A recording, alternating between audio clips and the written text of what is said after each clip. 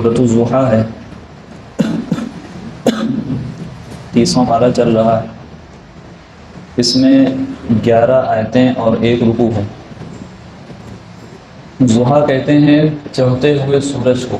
چاشت کا وقت جو ہوتا ہے 9 سے 10 بجے کے بیچ میں، سورج اپنے شباب اور اپنی جوانی پر لگا ہوا ہوتا ہے اور تمازت اس میں بڑھ چکی ہوتی ہے۔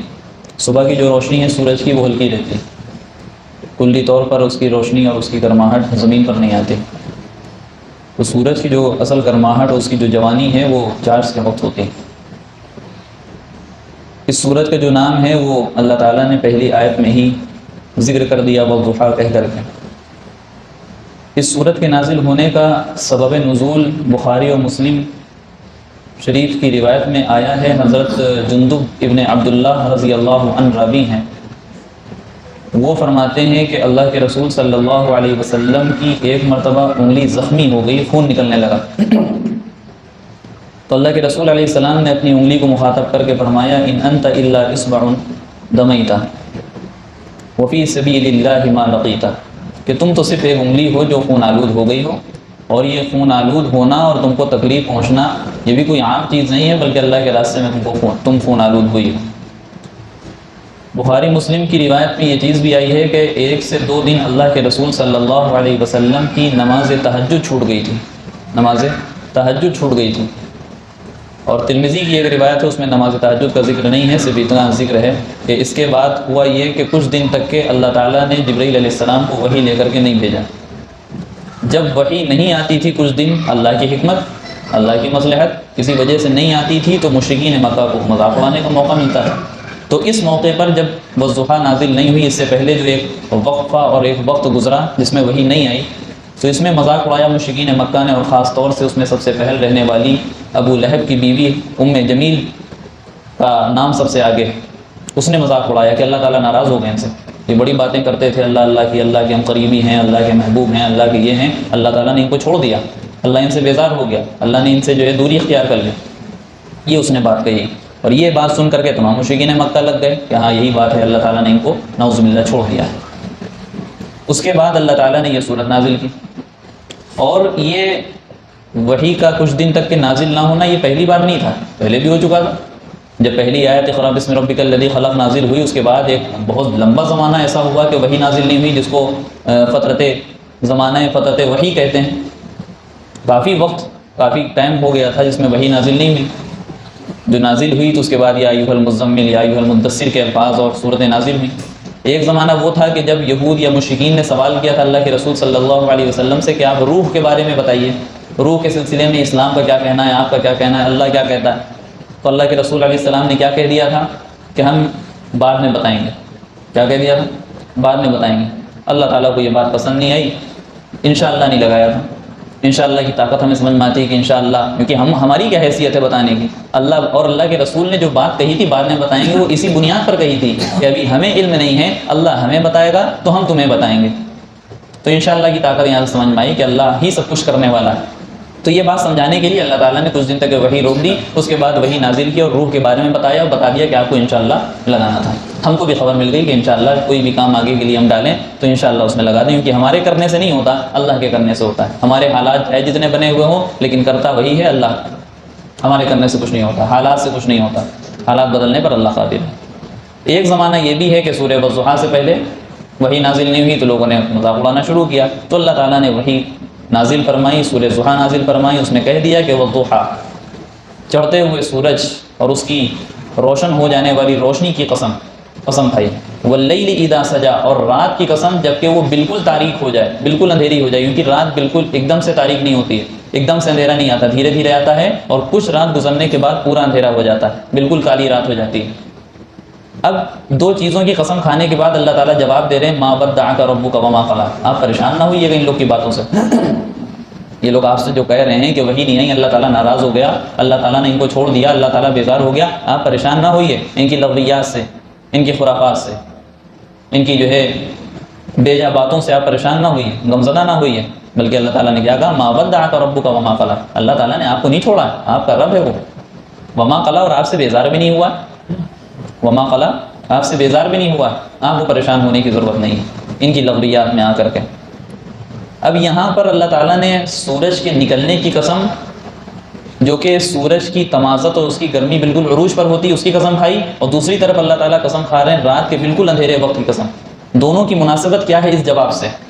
یہاں پہ اس قسم کھانے کا مطلب کیا ہے؟ بات چل رہی ہے کہ اللہ تعالیٰ آپ سے ناراض ہے، وہی نہیں بھیج رہا، اور اللہ کہہ رہے ہیں کہ ہم قسم کھا رہے ہیں سورج کی، ہم قسم کھا رہے ہیں چاند کی، رات کی جب وہ بالکل اندھیری ہو جائے۔ مناسبت اس میں یہ ہے کہ جس طریقے سے روشن دن ہوتا ہے اور اس کے بعد آنے والی جو رات ہے، تو رات کے آنے کا مطلب یہ نہیں ہوتا ہے کہ اللہ ناراض ہو گیا، کہ اللہ ناراض ہوتا ہے تب رات بھیجتا ہے۔ رات ہونا اس بات کی دلیل نہیں ہے کہ اللہ ناراض ہے، اور نہ اس چیز کا اشارہ ہے کہ رات ہو گئی اب صبح نہیں ہوگی، رات ہوئی ہے تو صبح بھی ہوگی۔ تو وہی اللہ تعالیٰ یہاں پہ باطنی معنی اس میں جو چھپے ہوئے ہیں وہ یہ کہ اگر کچھ دن تک کہ وہی نازل نہیں ہو رہی ہے تو اس کا مطلب یہ نہیں کہ کبھی نازل نہیں ہوگی۔ جس طریقے سے رات کے بعد صبح ہوتی ہے، اسی طریقے سے کچھ دن رکنے کے بعد وہی آئے گی، کچھ دن رکنے کے بعد وہی آئے گی۔ اور جس طریقے سے سورج کے بعد چاند نکل رہا ہے اور چاند کے بعد سورج نکلنا، اللہ کی قدرت اس میں نمایاں ہو رہی ہے، اور سورج کے بعد چاند نکلنے کا مطلب یہ نہیں کہ اللہ ناراض ہو گیا، اسی طریقے سے یہ بھی اس کا کچھ دن وہی رکنے کا مطلب یہ بھی نہیں کہ اللہ ناراض ہو گیا۔ تو اللہ تعالیٰ نے ایسے ان دونوں چیزوں سے جوڑا قسم کھا کر ہے۔ تو ما ودعک ربک وما قلی، آپ پریشان نہ ہوئیے، اللہ تعالیٰ آپ سے بیزار نہیں ہے، آپ کو اللہ تعالیٰ نے چھوڑا نہیں ہے۔ اللہ کی مدد ہمیشہ آپ کے ساتھ ہے، اللہ کی نصرت ہمیشہ آپ کے ساتھ ہے، اللہ آپ سے راضی ہے، آپ اللہ سے راضی ہیں، اللہ نے آپ کو محبوب بنایا ہے، اللہ نے آپ کو معصوم بنایا ہے، اللہ نے آپ کو محفوظ بنایا ہے، گناہوں سے پاک رکھا ہے، اللہ نے آپ کو گناہوں سے پاک رکھا ہے۔ اور اگر خدا نخواستہ کوئی جملہ یہ کہہ دے کہ اللہ ناراض ہو گیا تھا نبی سے، بہت خطرناک جملہ ہے۔ یہ ہم الزام لگا رہے ہیں اللہ تعالیٰ کے اوپر کہ اللہ تعالیٰ کو علم نہیں تھا، اللہ تعالیٰ کے پاس حکمت نہیں ہے، اللہ تعالیٰ نے نبی جلدی جلدی میں بنا لیا، یہ الزام لگ رہا ہے اللہ کے اوپر۔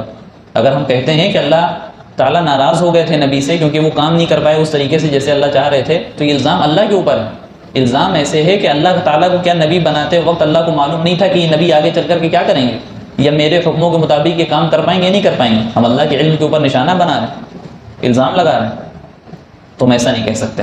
تو وہی چیز ہے ما ودعک ربک وما قلی، آپ کا رب آپ کو بھولا نہیں، آپ کو چھوڑا نہیں ہے، اور نہ آپ سے بیزار ہوا ہے۔ آگے فرما دیا وَلَلْآخِرَةُ خَيْرٌ لَكَ مِنَ الْأُولَىٰ، اس میں دو چیزیں بیان کی گئیں۔ اس کا ترجمہ یہ ہے کہ آپ کے لیے بعد والی چیز زیادہ بہتر ہے پہلی والی چیز سے، بعد میں آنے والے حالات آپ کے لیے بہت زیادہ بہتر ہیں پیچھے جو حالات آ چکے ہیں اس کے مقابلے میں۔ اس میں دو چیزیں ہیں، ایک تو دنیا کے حالات ہیں کہ آپ کے حالات جو پہلے تھے دن بدن اس میں اللہ تعالیٰ ترقی دیتے جا رہے ہیں، یعنی آپ کو علم ہوتا جا رہا ہے، آپ کے پاس وحی آ رہی ہے، آپ کا نالج بڑھ رہی ہے، آپ کا قرب اللہ تعالیٰ سے بڑھ رہا ہے، آپ کو ترقی ہو رہی ہے، آپ کی حکومت میں اضافہ ہو رہا ہے، آپ کے صحابہ میں اضافہ ہو رہا ہے، آپ کے ماننے والوں میں اضافہ ہو رہا ہے، اسلام دن بدن آپ کی محنت سے پھیل رہا ہے، تو پہلے کے حالات سے زیادہ بہتر آنے والے حالات ہیں۔ ایک تو مانے یہ دنیاوی اعتبار سے، اخروی اعتبار سے یہ کہ آپ کے لیے جو دنیا میں اللہ نے انعامات رکھے ہیں اس سے کہیں زیادہ بہتر اللہ تعالیٰ آپ کو آخرت میں دینے والے ہیں۔ طرح طرح کے انعامات، یہ تو کچھ نہیں ہے دنیا میں، صحابہ کا اپنے جانیں قربان کر دینا آپ کے لیے یہ کچھ نہیں ہے۔ آپ کے لیے میرا یہ وعدہ دعویٰ کر لینا کہ آپ اگر کہیں تو ہم بہت پہاڑ کو سونا بنا لیں، کچھ نہیں ہے یہ۔ آپ کے لیے طرح طرح کی نعمتوں کو آپ کے قدموں پہ ڈالنے کا میرا ایک ارادہ اور میری ایک چاہت رکھنا اور آپ کا انکار کر دینا یہ کچھ نہیں ہے۔ آپ غزوہ بلکہ طائف کے علاقے میں جائیں اور آپ کے پاس فرشتے آ جائیں آپ کی خدمت کے لیے، یہ کچھ نہیں ہے۔ اس سے بڑھ کر کے ہم آپ کو انعام دینے والے ہیں جو جنت میں دیں گے، جو جنت میں دینے والے ہیں وہ ہم آپ کو انعام دینے والے ہیں۔ تو یہ دنیا کی چیز تو کچھ نہیں ہے، دنیا کے انعامات کچھ نہیں ہے، اس سے بہت زیادہ، لہٰذا آپ ان لوگوں کی باتوں سے مایوس نہ ہوئیے گا۔ جب یہ لوگ دیکھیں گے وہاں جا کر کے تب پتہ چلے گا کہ یہ کتنے پانی میں تھے اور آپ کو کتنا انعام ملا۔ اور دوسری چیز، اللہ تعالیٰ ہمارے آقا کو مقام محمود انشاءاللہ عطا کریں گے، جو ہم لوگ دعا کرتے ہیں اذان کے بعد، وَبَعَثْهُ مَقَامًا مَحْمُودًا الَّذِي وَعَدتَّ إِنَّكَ لَا تُخْلِفُ الْمِيعَادَ۔ مقام محمود بہت بڑا مقام ہے، اللہ کے رسول صلی اللہ علیہ وسلم کو سفارش اور شفاعت کا درجہ حاصل ہوگا، آپ شفاعت کریں گے، کیونکہ معمولی عہدہ اور معمولی چیز نہیں ہے، یہ بہت بڑی بڑی چیزیں ہیں۔ تو آپ کے پہلے جو آ چکے ہیں حالات اس سے بہت زیادہ بہتر ہیں آپ کے لیے آنے والے حالات۔ ایک اور آیت سن لیجئے، وَلَسَوْفَ يُعْطِيكَ رَبُّكَ فَتَرْضَىٰ، وَلَسَوْفَ يُعْطِيكَ رَبُّكَ فَتَرْضَىٰ، محبت اس کو کہتے ہیں۔ اللہ تعالیٰ کہہ رہے ہیں اپنے حبیب صلی اللہ علیہ وسلم سے کہ ہم آپ کو، یا یہ کہا جائے وَلَسَوْفَ يُعْطِيكَ، آپ کو اتنا آپ کا رب دے گا، اتنا دے گا، اتنا دے گا، فَتَرْضَىٰ، اور آپ راضی ہو جائیں گے، آپ راضی ہو جائیں گے۔ اللہ تعالیٰ اتنا دے گا آپ کو کہ آپ راضی ہو جائیں گے۔ جب کسی کو راضی کرنا ہو اور کچھ دینا ہو، دے کر کے راضی کرنا ہو، تو سامنے والے کو وہ چیز دی جاتی ہے جو سامنے والے کو پسند ہو۔ اللہ کے رسول کو کیا پسند ہے؟ دین اسلام کا غلبہ، اسلام کی ترقی ہو، اسلام پوری دنیا میں عام طور سے پھیلے، مسلمانوں کے اور امت کے ہر مسائل کا حل ہو، اور اسی طریقے سے دشمنوں کے مقابلہ ہو۔ مقابلے کا مطلب یہ کہ ان کے علاقوں میں جا کر کے اسلام کے، اللہ کا کلمے کی بلندی ہو۔ یہ اللہ کی رضا، اللہ کے رسول کی چاہت تھی، تو اللہ تعالیٰ یہ چاہیں گے اور اللہ تعالیٰ یہ کام عطا کریں گے۔ قرب قیامت ہمارا یقین ہے، عقیدہ ہے کہ پوری دنیا میں ایمان اور اسلام نافذ ہو کر رہے گا۔ امریکہ کی پارلیمنٹ میں قرآن پڑھا جائے گا، ہندوستان کے چپے چپے سے لا الہ الا اللہ کی آوازیں آئیں گی، یہ ہمارا عقیدہ ہے۔ ایسا ہوگا، بھلے ہم نہ دیکھیں، ہماری نسلیں دیکھیں گی انشاءاللہ، لیکن ایسا ہوگا۔ اللہ تعالیٰ اسلام کو غلبہ دیں گے، ایک بار پھر سے دیں گے، اور پھر اس کے بعد وہ قیامت کا منظر شروع ہوگا کہ دھیرے دھیرے ایمان والے گھٹتے جائیں گے، یہاں تک کہ ایک ایمان والا نہیں رہے گا، اللہ تعالیٰ پوری دنیا کو ختم کر دیں گے، قیامت برپا ہو جائے گی۔ وہ ایک بات کی چیز تو وَلَسَوْفَ يُعْطِيكَ رَبُّكَ فَتَرْضَىٰ، اللہ تعالیٰ آپ کو اتنا دے گا کہ آپ راضی ہو جائیں گے۔ ویڈیو اگر اچھی لگی ہو تو لائک کریں، شیئر کریں اور چینل کو سبسکرائب کرنا نہ بھولیں، اور ساتھ ہی ساتھ بیل آئیکن کو پریس کریں تاکہ نئی ویڈیو کی نوٹیفیکیشن آپ کو ملتی رہے۔